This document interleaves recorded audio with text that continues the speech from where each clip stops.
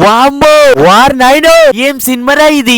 Hi guys, welcome back to the movie review of మా ఇంటి బంగారం. ఇందాకనే మా ఇంటి బంగారం అయితే మూవీ చూసినావా?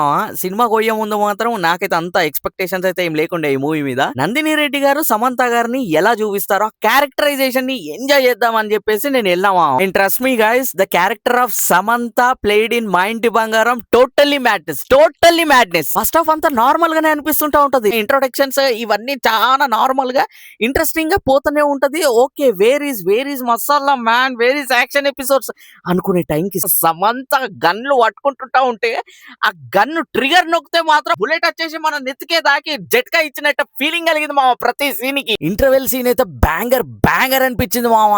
జనాలు థియేటర్ లో అరుస్తున్నారు, విజిల్స్ వేస్తున్నారు.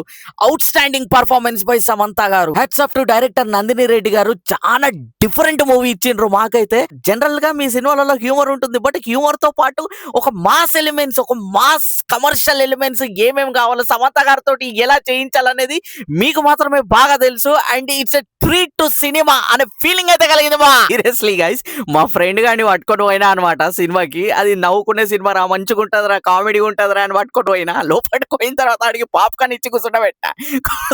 సినిమా స్టార్టింగ్ నుంచి ఎండ్ వరకు చూస్తున్న ప్రతిసారి నోట్ల పాప్కార్న్ పెడుతుంటే అన్ని షాక్ అవుతుండే. మళ్ళీ నోట్ల పాప్కార్న్ షాక్ అవుతూనే ఉన్నాడు. సమంత గారి క్యారెక్టరైజేషన్ గానీ, సమంత గారి ఆ రోల్ యొక్క ట్రాన్స్ఫర్మేషన్ గానీ, సమంత గారి వేరియేషన్స్ గానీ, సో సమంత గారు ఆ గన్స్ పట్టుకుంటే ఆ గన్ పట్టుకునే విధానము, ఆ కాల్చే విధానము, ఆ యాక్షన్ ఎపిసోడ్స్ ఏదో నార్మల్ గా తీసి పడేయకుండా నెక్స్ట్ లెవెల్ హాలీవుడ్ రేంజ్ లా అనిపించింది.